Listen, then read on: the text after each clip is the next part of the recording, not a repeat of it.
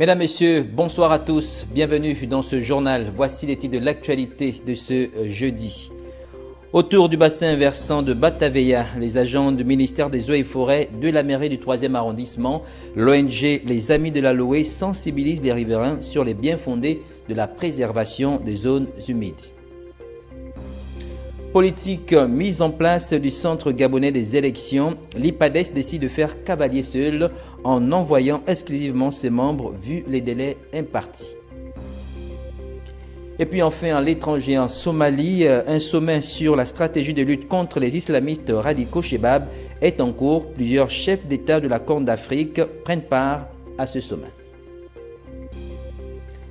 Bref, en ouverture de cette édition d'information, un violent vent a soufflé cet après-midi dans plusieurs quartiers de la capitale gabonaise, causant de nombreux dégâts matériels. C'est le cas à Lalala, dans le 5e arrondissement de Libreville, où la toiture d'une maison est tombée sur la voie publique devant l'établissement public de ce quartier. Elle s'est écrasée sur une voiture visiblement prise au piège de l'accident.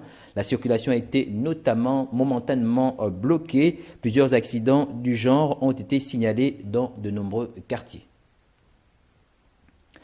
Parlons à présent de la célébration ce jeudi de la journée mondiale des zones humides. Le maire du 3e arrondissement de la commune de Libreville, quelques agents du ministère des Eaux et Forêts, l'association Les Amis de l'Aloé ont effectué une descente ce matin au bassin versant de Bataveya. Objectif, sensibiliser les populations environnantes sur les bien-fondés de la préservation des zones humides. Jessica Ondjoa nous fait le point dans ce reportage. On ne doit plus voir les ordures traîner comme ça. La valorisation de l'environnement était au centre des activités organisées ce jour. Des activités liées à la Journée internationale des zones humides. Porte à porte, le maire du 3e arrondissement de la commune de Libreville, les agents du ministère des Eaux et Forêts, l'ONG Les Amis de l'Aloé ont sensibilisé les populations sur le bien-fondé de la préservation des zones humides, en l'occurrence les bassins versants de Bataveya. On a sensibilisé les populations vivant aux abords de cette canalisation, on va dire ce bassin versant. Voilà, parce que malheureusement, il y a des cas d'incivisme. Les gens ont décidé de, bien sûr, déverser leurs ordures, mais aussi de transformer ce bassin versant en fosse septique. Donc l'objectif pour nous, c'est de leur faire comprendre que cet environnement-là est un environnement important pour nous les hommes, parce que l'eau c'est la vie. Et vous pouvez observer dans nos villages, on respecte tous les points d'eau. La marche avait aussi pour objectif de relever certaines difficultés rencontrées par certains citoyens vivant aux abords du bassin versant de Bataveya. Je crois que nous allons continuer à travailler ensemble, continuer à sensibiliser les populations, leur dire de ne plus jeter les ordures dans les bassins versants, parce que nous devions protéger notre environnement. Et pour lutter aussi contre les maladies, notre visite là m'a permis de voir aussi les points noirs, là où les populations cachent aussi leurs ordures. Je crois que samedi, je serai encore sur le terrain avec une autre équipe. Et là, nous allons venir pour enlever et parler toujours aux populations. Mon arrondissement, ce n'est pas une poubelle. Nous devions considérer cet arrondissement comme notre maison, qu'on doit balayer à chaque minute. La lutte contre l'incivisme des populations au 3e arrondissement de la commune de Libreville est lancée en marge de la Journée internationale des zones humides organisée chaque 2 du mois de février. Cette action compte se pérenniser.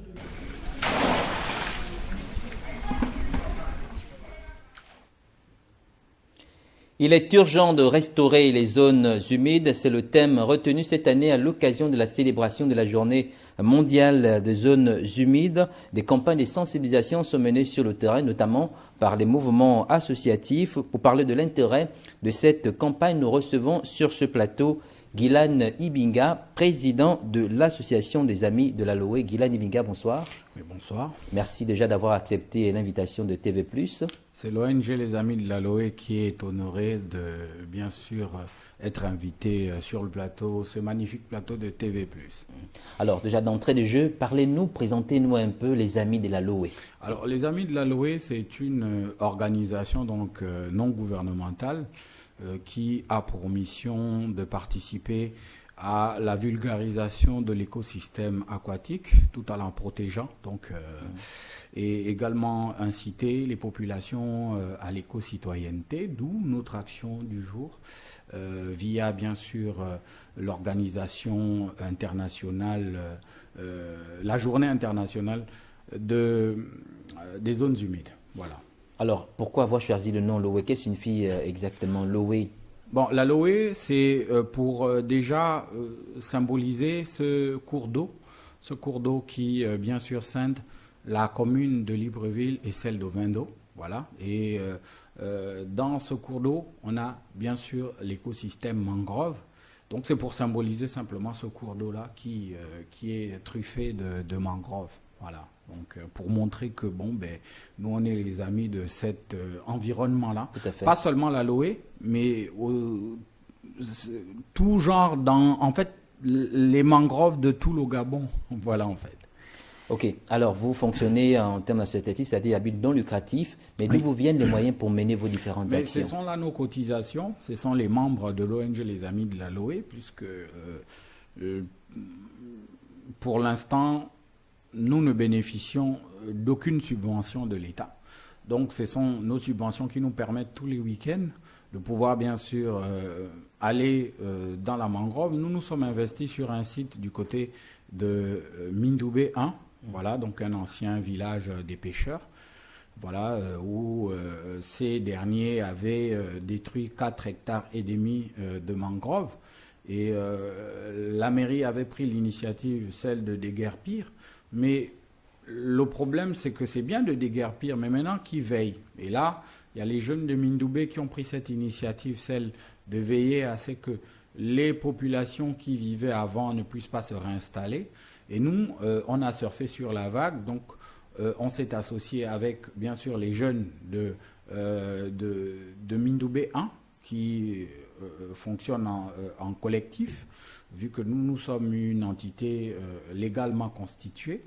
Nous nous sommes associés afin qu'on puisse bien sûr mener en fait, des sensibilisations, mais aussi bien sûr l'assainissement dans ce site, parce que il faut rappeler que ce sont là les anciennes habitations, et quand la mairie a procédé à la destruction, donc il y a eu bien sûr les restes, donc les débris de maisons, donc il a fallu bien sûr procéder à l'assainissement, et aujourd'hui cet endroit est devenu sain, et vous pourrez le constater si bien sûr vous venez sur place, les populations donc environnantes, mais aujourd'hui arrivent à joindre les deux bouts grâce à la vente du bois, donc les restes des habitations. Voilà, donc qui sont dépiqués et puis bien sûr séchés et puis procéder à la vente pour nourrir un peu les familles. Et nous, on procède bien sûr à la restauration, donc au planting des mangroves. D'accord. Les mangroves, c'est pas seulement Mindoubé, il y en a plusieurs dans des quartiers de la capitale gabonaise. Est-ce que vous comptez seulement vous arrêter à Mindoubé, ou vous avez des visées qui vous permettraient justement d'aller dans d'autres quartiers, bien évidemment avec les moyens qui sont à vos dispositions? Ben oui, malgré le faible taux de moyens dont on dispose, dû à nos cotisations, nous déployons un peu partout, parce que via notre page Facebook, voilà, donc on reçoit bien sûr des alertes du côté, par exemple, des charbonnages, voilà, donc là-bas on a bien sûr signaler, donc on a pris des photos et puis mettre à disposition de l'administration afin que l'administration soit informée de ce qui se passe. Voilà, donc il y a destruction, il y a vente des terrains et tout ça derrière le lycée de Dibadiba. On a également intervenu du côté de Malibé 1. Voilà, donc on a été invité par une dame qui bien sûr vit à proximité de la mangrove afin que cette mangrove ne soit pas bien sûr détruite. Donc on a procédé à la pose de panonceaux, parce que nous on excelle un peu plus dans la sensibilisation. On se dit c'est le socle, il faut sensibiliser. Voilà, donc comme on l'a fait aujourd'hui avec la mairie du 3e arrondissement, sensibiliser, c'est comme quand vous éduquez votre enfant. Si vous le faites régulièrement, c'est clair que vous allez en tirer quelque chose de bien. Et c'est notre cheval de bataille, la sensibilisation au maximum. Et si vous allez, ça fait 2 ans, nous sommes sur le site Loé Mindoubé 1, anciennement appelé Shanghai. Nous nous sommes dit, mais c'est chez nous, parce que ce sont là les pêcheurs qui avaient baptisé cette zone Shanghai. Et nous, on a bien sûr, aujourd'hui, cette zone, c'est fait appeler le village mangrove Loé Mindoubé 1. D'accord. Et voilà. D'accord. Aujourd'hui, il faut le dire, vous parlez de sensibilisation, c'est le moyen par lequel vous procédez pour amener justement les populations à prendre de plus en plus conscience par rapport justement à la préservation, à la restauration, on va dire, des mangroves. Oui. Mais il est à déplorer que malgré le fait que les gens soient sensibilisés, force est de constater que le mal persiste toujours. Et on se demande, est-ce que la sensibilisation suffirait-elle pour mettre un terme, sinon pour emmener les populations à adhérer au concept aujourd'hui de la préservation de zones dites humides? Oui, bon. Est-ce qu'il n'y a pas d'autres moyens? Mais la sensibilisation, nous déjà, on a une preuve. Sur le site Loé Mindoubé 1, là-bas, il n'y a plus d'instruction de mangroves. Depuis 2021, on n'enregistre plus de cas de destruction de mangroves, dû à notre présence régulière. Et ça, c'est ce dont on peut lancer comme message à notre administration, c'est d'être régulièrement présente dans ces zones-là. Et la présence joue un rôle capital. Et là, la forêt est en train de reprendre ses droits, malgré le fait que déjà nous, on procède au reboisement, parce qu'il y a le reboisement naturel qui se produit et il y a le reboisement assisté. Voilà, on permet aux jeunes, donc on a investi cette zone afin que les jeunes des établissements scolaires puissent quitter leur établissement pour découvrir la mangrove et savoir l'importance de cet écosystème. Il a fallu au niveau de Mindoubé l'intervention de l'État, parce qu'avec votre simple mouvement, peut-être que les choses ne seraient pas passées. La seule chose que l'État a eu à faire, c'était de déguerpir par l'entremise de la mairie de Libreville qui a déguerpi les pêcheurs. Et les jeunes de Mindoubé ont pris le relais en interdisant, mais ce n'était pas suffisant. À partir de la sensibilisation. Les jeunes se sont implantés et interdisaient sans pour autant sensibiliser. Nous sommes arrivés, on a introduit la sensibilisation, on a permis aux gens de comprendre, oui, c'est bien de vivre dans la mangrove, mais c'est mieux de préserver cet environnement sans pour autant la polluer et la détruire. Et aujourd'hui, c'est un cas, ça, franchement, on peut se vanter qu'on a pu réussir quelque chose par la sensibilisation. D'accord, ok. Et aujourd'hui, le maire du 5e arrondissement, M. Chadi Moukarim, peut en témoigner. Voilà, donc ça, c'est un cas patent. La sensibilisation est importante.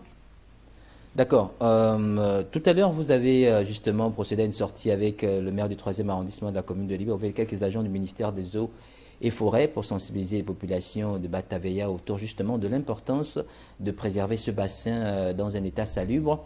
Alors, on vous a également vu dans une action liée à l'insalubrité. Est-ce que vous pouvez également vous associer, on va dire, aux mairies, aux municipalités, aux collectivités pour vous permettre de mener au mieux vos actions, comme on l'a par exemple vu avec la mairesse tout à l'heure?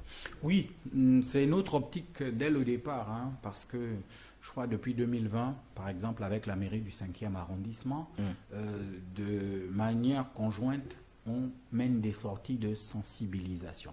Et avec le maire du 5e arrondissement, on a esté en justice près du tribunal de Libreville, donc les destructeurs et pollueurs de la mangrove du 5e arrondissement. C'est vrai que là, c'est une autre paire de manches, parce que nous, on a fait notre travail. Et maintenant, c'est à la justice de, bien sûr, de pouvoir, bien sûr, mettre les choses dans l'ordre, mais ça, c'est une des actions. Et également, donc, on a récemment, avec la direction générale de la protection civile, à l'arrivée des pluies, voilà, donc on a sensibilisé les populations qui ont décidé de s'installer derrière le site de la CDC à Mindoubé, donc le lotissement de la CDC. Il y a des gens qui ont détruit la mangrove et ont procédé au remblai et ont cédé des parcelles à des compatriotes qui malheureusement ne comprennent pas que dans les zones humides, on ne construit pas. C'est très dangereux parce que il y a possibilité de perte en vies humaines, mais aussi en investissement, donc le matériel et tout à fait. Donc on l'a fait avec, donc nous, les amis de la LON, on a pris attache avec la Direction générale de la protection civile, la DGA qui s'occupe des écosystèmes aquatiques. On a sensibilisé les populations et c'est difficile. On dit les mauvaises habitudes ont la peau dure, mais nous, on ne baisse pas les bras. Notre objectif, c'est d'amener les gens à comprendre que c'est très dangereux. Aller construire un bâtiment béton, il y a du béton sur la vase, sur la boue, mais comprenez que au fur et à mesure... Mais si au niveau des pays arabes qui parviennent à construire par voie sur l'eau, sur le sable, ils se disent que certainement, ils ont aussi la possibilité de pouvoir le faire. Le sur sable les eaux même a aussi. une particularité par rapport... En fait, il y a une grosse différence entre le sable et la vase, la boue. Voilà. Donc, c'est boueux, ça ne tient... On peut faire du remblai, on peut faire du remblai dessus. Quand on fait le remblai, c'est pour un moment... Au fur et à mesure, la nature gagne toujours. En fait, la nature a toujours raison. Sur la boue, prenez même une pierre, vous posez, vous allez vous en rendre compte qu'elle s'enfuit, mais tout doucement. C'est le phénomène. Et là, il y a, après notre sensibilisation, il y a une maison qui penche dans la zone de l'Aloe. Une maison, et là, elle n'est pas habitée. Une maison, elle est achevée, mais la maison, elle est déjà penchée. Donc, elle commence à s'enfuir dans la vase, et j'espère bien que ce cas-là servira de colle pour ceux-là qui vivent à proximité, pour enfin de comprendre que c'est dangereux de construire dans les zones humides et c'est dangereux également de polluer ces zones-là, parce que nous, dans les villages, on sait que les zones humides, c'est l'eau, c'est la vie. On fait passer le besoin. On ne déverse rien là-bas, alors que quand il fait chaud, on va à la rivière, on prend son bain. Quand on veut laver les assiettes, faire sa vaisselle, on va là-bas, on veut puiser de l'eau, on sait qu'un peu plus haut, on puise de l'eau, plus bas, on fait sa vaisselle et tout le reste. Mais tout est synchronisé. On vit de manière civilisée et bien.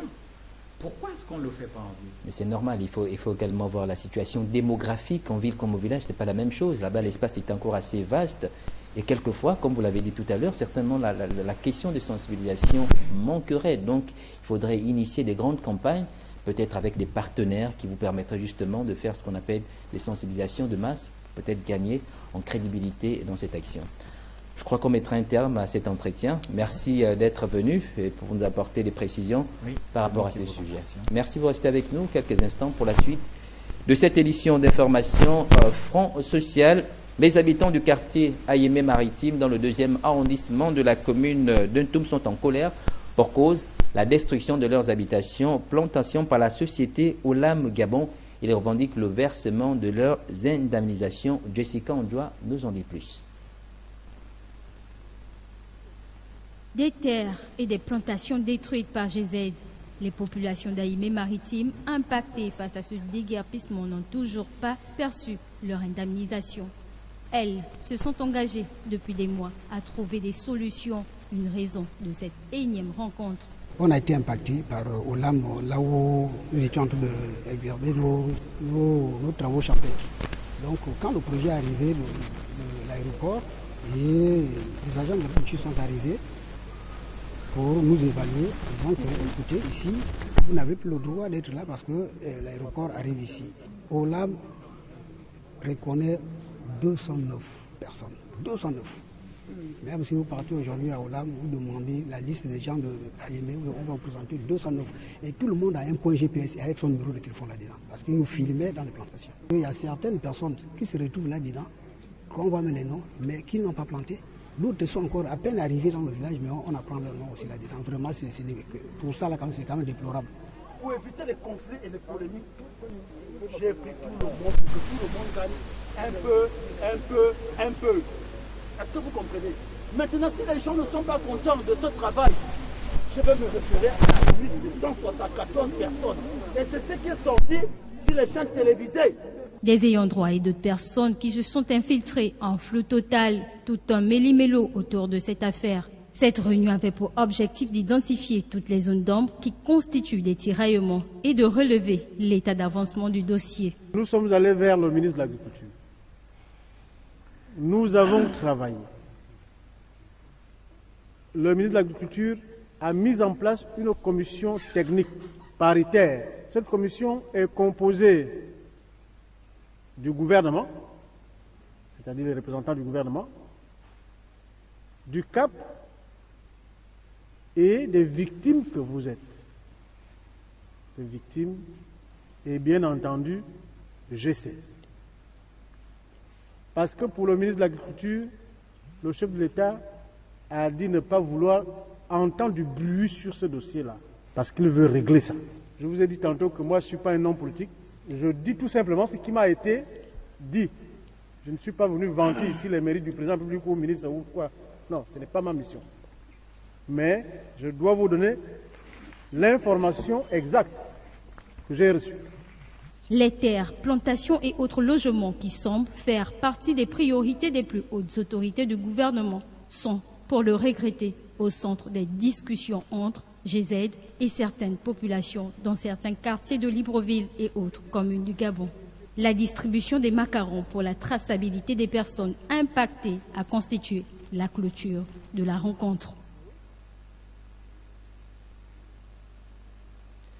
L'actualité à l'intérieur du pays, c'est dans le Goué Ivindo. Les conséquences du conflit homme-femme font réagir les autorités politiques de la localité, en tête desquelles le gouverneur Christian Leka, qui vient de prendre un arrêté portant autorisation d'une battue administrative des éléphants, une décision prise quelques jours après la déclaration de politique générale du Premier ministre Alain-Claude Bilibinze. Des précisions dans ce reportage d'Estelle Amban.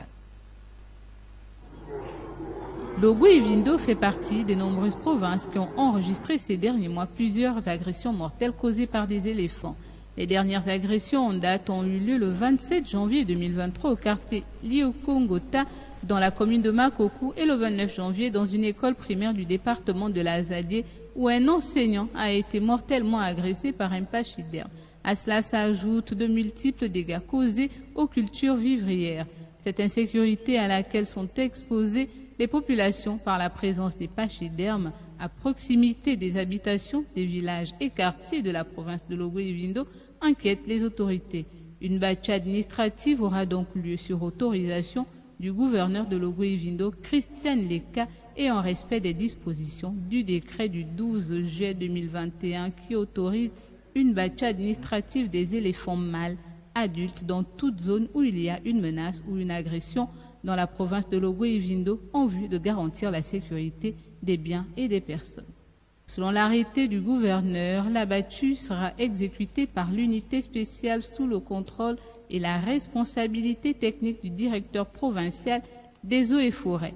Seul le tir à balles est autorisé. Le tir de toute autre espèce animale est interdit. Les trophées seront récupérés au bénéfice de l'État par l'entremise des services déconcentrés des eaux et forêts. La viande, elle, est laissée gracieusement aux populations locales. La durée de validité de l'arrêté pris le 30 janvier 2023 est d'1 mois. Le rapport détaillé à l'issue de l'opération est à la charge du directeur provincial des eaux et forêts. Le conflit éléphant est aussi l'objet de recherches au-delà de questions de l'indemnisation. Nous avons contacté un chercheur de la question, Steve Ngoma. Dites-nous, les barrières électriques sont-elles le moyen le plus efficace de lutte contre le conflit homme-faune?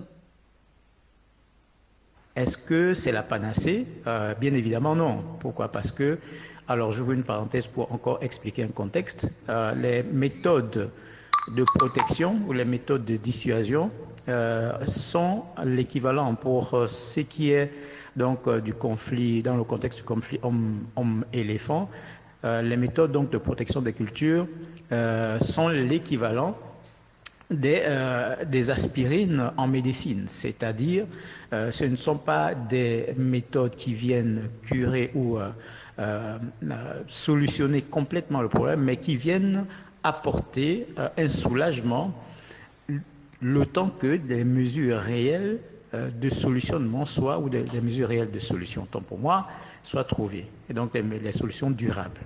Et donc, à ce propos, il faut donc reconnaître que chaque méthode doit être contextualisée. La clôture électrique, c'est le plus grand niveau, et ça peut se justifier dans plusieurs endroits.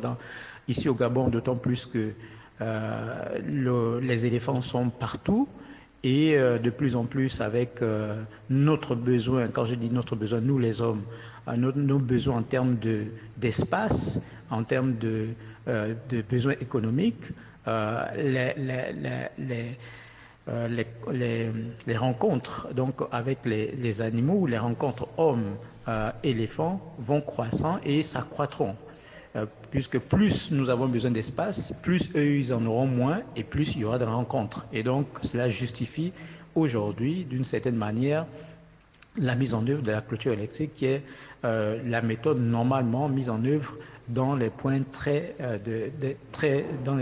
chauds, j'ai envie de dire dans les points où le conflit est très élevé. Alors, Steve Ngama, est-ce que la mesure de battue administrative peut-elle avoir des conséquences néfastes sur la faune?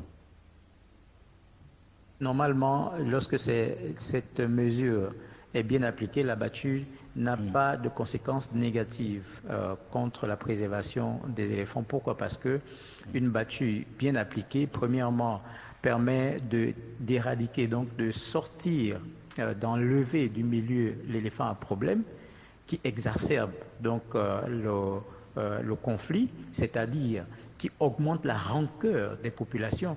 Et lorsque cet éléphant est enlevé, est extirpé, dans d'autres, j'ouvre une parenthèse, généralement ça peut être une battue. Dans d'autres pays, quand il y a de la logistique, on peut faire une translocation de l'animal. Bref, je ferme la parenthèse. Donc quand cet éléphant est abattu, on reste dans notre contexte, le problème normalement est résolu et les tensions au niveau des populations se calment. Or, lorsque la battue n'est pas effectuée ou elle est très mal effectuée, alors le problème n'est pas résolu. Et donc, quand le problème n'est pas résolu, les populations donc se sentent lésées et bien évidemment utilisent leurs moyens de légitime défense. Et malheureusement, un des moyens de légitime défense que les populations mettent en exergue, c'est de pouvoir favoriser et collaborer avec les braconniers. Et ça, bien évidemment, c'est ce qui, jusqu'à maintenant, malheureusement, est réel sur le terrain, c'est-à-dire lorsque les populations ne sentent pas véritablement que leur problème de protection, de destruction de culture est réglé, alors par tous les moyens, nous ne vous le dirons pas ouvertement, mais vous constaterez par exemple que il y a des éléphants qui sont soit tués par piège, par piégeage, ou bien vous devez trouver mort, c'est-à-dire il y a des braconniers qui arrivent à passer, justement, agir, et ça c'est bien évidemment soit avec la complicité ou avec le laisser-aller, c'est-à-dire il n'y a pas de mesure véritablement de contrôle, de surveillance de la zone. Et donc c'est ça le plus à redouter. Donc la mesure pour me résumer, la mesure de battue est favorable et bénéfique en même temps pour les populations humaines, mais aussi pour les éléphants, la survie des éléphants eux-mêmes. Ce sont par contre les mauvaises applications, les mauvaises interprétations qui causent du tort de part et d'autre. Alors, finalement, est-ce qu'on n'est pas là dans une impasse puisque le conflit homme-faune est lié à l'exploitation forestière pour des raisons économiques? Alors, c'est un paradoxe qui existe depuis longtemps et que chaque pays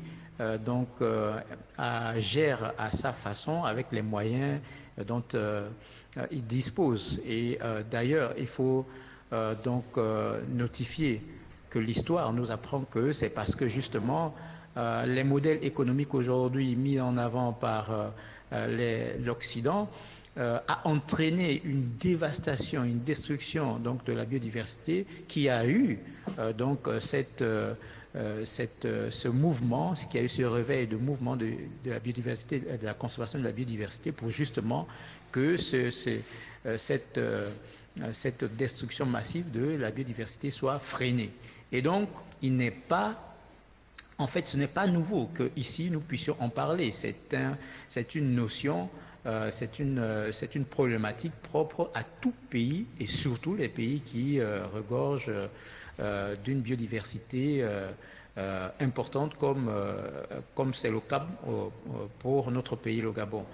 Alors, et donc, pour chaque pays qui regorge de biodiversité comme le Gabon, le challenge c'est bien évidemment de concilier développement économique et conservation de la biodiversité. En fait, faire ce qu'on appelle du développement responsable et durable. Merci Steve Ngama pour ces précisions. Abordons à présent le volet politique de cette édition d'information. Après avoir entendu le retour de PG 41 qui a été entendu par la Cour constitutionnelle, l'IPADES a décidé de faire cavalier seul au centre gabonais des élections. Selon le groupement des partis de l'opposition, compte tenu des délais, il n'avait que seule option l'envoi exclusif de ses membres. C'était un reportage signé Alexandre Mbaumdo. Avec ou sans l'APG 41, l'IPADES de Maître Louis Gaston Maïla va déposer la liste de ses membres qui doivent siéger au centre gabonais des élections. Occasion pour Pierre Claver Manganga Moussavou de dissiper quelques malentendus. Nous nous sommes donc réunis à la demande de la LINAF et avec l'acceptation de la PG 41, à l'occurrence Louis Gaston Maïla, qui a marqué son accord pour que nous puissions nous réunir au siège du Parti social-démocrate. Hier, nous nous sommes retrouvés et nos amis de la PG 41 ont souhaité répondre d'abord à l'invite de la Cour constitutionnelle qui voulait les auditionner par rapport au recours introduit par un autre groupement politique, en l'occurrence la LINAF, la LIPADES. Et nous avons convenu de surseoir donc notre réunion après que tout le monde ait signé. Pour le président de séance, compte tenu du temps qui ne joue pas à la faveur de l'opposition, la coalition de Maître Louis Gaston Maïla et de Paulette Missambo fera cavalier seul. Nous sommes tenus par le temps. Le ministre de l'Intérieur nous a donné 72 heures. Nous sommes des personnes responsables. Nous devons remettre au ministre de l'Intérieur dans les 72 heures une liste qui devra représenter l'opposition. De toute façon, nous avons beau être 100 partis politiques, il n'y aura que 4 pour la commission ad hoc et 5 pour le collège spécial. Il n'y a rien d'autre à faire. On ne peut pas faire rentrer plus de 4 ou 5. Donc ce travail a été fait. Il peut ne pas être parfait, mais il a été fait. On est donc en droit de se demander si l'alternance tant réclamée par l'opposition gabonaise ne va pas demeurer une simple vue de l'esprit au regard des remous au sein de celle-ci, et qui gagnerait à voir l'opposition gabonaise divisée. Simple question rhétorique. Abordons un tout autre point à présent. Blanc Cristal, en partenariat avec Rungueuse Digital, ont organisé avant-hier une conférence autour de numérique comme levier de croissance et d'inclusion sociale, une rencontre en faveur des femmes gabonaises. Retrouvons Jessica Ondjoa pour plus de précisions. L'importance du numérique, la mise en avant de l'entrepreneuriat féminin dans le secteur de l'économie ont constitué les points sur lesquels ont échangé les différentes panélistes. C'était au cours d'une conférence d'information et de sensibilisation. Il était question pour moi de partager mon témoignage en tant qu'actrice numérique et entrepreneur. Je suis développeuse web et je suis la fondatrice de la plateforme communautaire d'entraide aux dons de sang. Alors le message, c'est simplement de dire aux femmes que le code, c'est pas sorcier déjà, et le numérique est vaste, chacun a sa place, et surtout que lancez-vous, passez du côté des consommateurs aux acteurs, et vous verrez que c'est totalement passionnant. On a tenu vraiment à ce que nous puissions nous rencontrer aujourd'hui pour vous exprimer et vous partager nos expériences, ce que nous développons chaque jour. Le travail que nous nous efforçons à développer pour le Gabon, pour le développement du futur, le développement de nos enfants, de nos jeunes, mais aussi pour tous ces chercheurs d'emploi, toutes ces femmes en situation de handicap qui sont là. Parce que le digital aussi, c'est une porte pour elles, pour qu'elles ne se sentent plus exclues de la société. En tant que femme dans le secteur numérique, c'est un secteur qui est très difficile. Quand on est une femme et qu'on veut s'imposer dans un secteur où généralement on a vu des hommes devant, des hommes qui sont ingénieurs, des hommes qui codent, des hommes qui développent, et puis nous on est là et on veut s'imposer. On veut réduire la fracture numérique, on veut réduire les écarts, les stéréotypes de genre dans le secteur digital. Donc je les félicite parce que c'est un travail de courage, mais je félicite aussi toutes les femmes qui ne sont pas sur ce panel parce qu'elles ne sont pas en reste. Cette masterclass dénommée le numérique levier de croissance et d'inclusion sociale était l'occasion de faire connaître auprès des femmes ce secteur d'activité, mais surtout de réduire toute inclusion sociale. 63 projets ont été portés par des femmes. Ces quelques chiffres attestent de l'inclusion progressive des femmes dans le secteur de l'économie numérique. Aussi, je me réjouis de l'initiative de l'agence de communication Blanc Cristal et de cette opportunité qui m'est donnée pour féliciter toutes ces femmes impliquées dans l'éclosion du numérique au Gabon. C'est l'occasion d'encourager celles qui hésitent encore à se lancer dans la juste bataille de l'émancipation et de l'autonomisation financière et sociale à travers le digital. Le numérique au féminin est un ensemble de données dont la formation serait nécessaire pour en faire une activité professionnelle.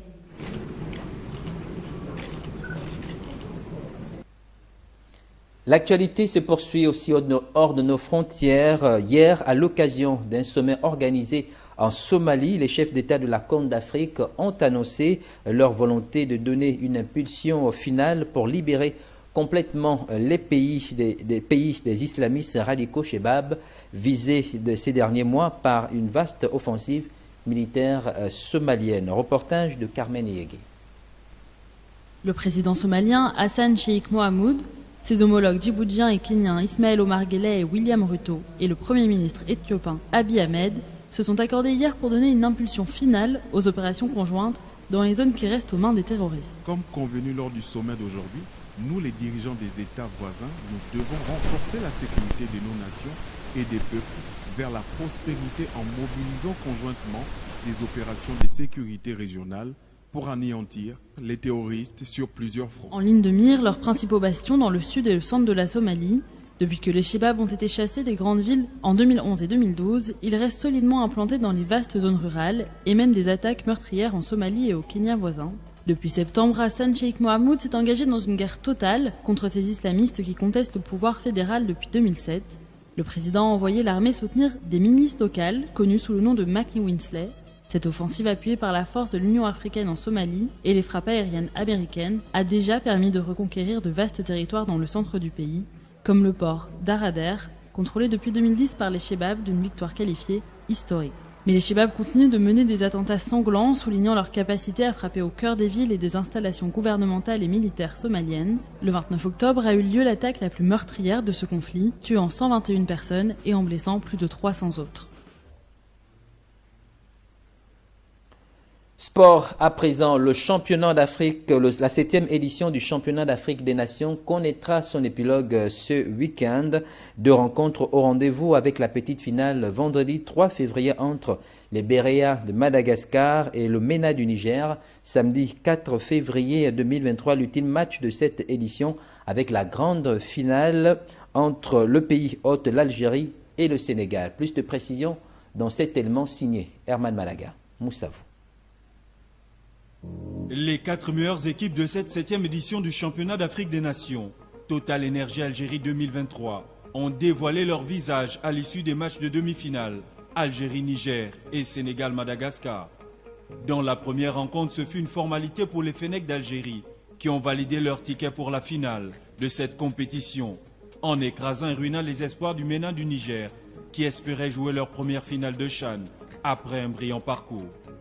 Score final au terme du temps réglementaire, 5-0 en faveur des Fennecs, avec à la clé un doublé de Mayous, actuellement meilleur buteur de ce CHAN, avec 5 réalisations.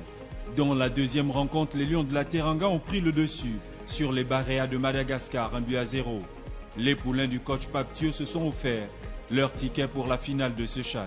Les dernières affiches sont désormais connues et les hostilités démarreront ce vendredi 3 février à 19 h avec la petite finale entre le MENA du Niger et les Baréas de Madagascar pour une place de 3e dans ce CHAN. Avant de vivre la finale de cette 7e édition entre le pays hôte, l'Algérie et le Sénégal, une finale entre les équipes A', aux allures de remake de la finale en CAN 2019 des équipes A. Une rencontre qui s'annonce très disputée avec deux équipes qui voudront rentrer un peu plus dans l'histoire du football africain. Avec d'une part le Sénégal qui pourrait réaliser un doublé CAN-CHAN et l'Algérie qui pourrait s'offrir ce sacre sur ses propres installations. L'affiche de la finale de cette 7e édition du CHAN s'annonce très palpitante.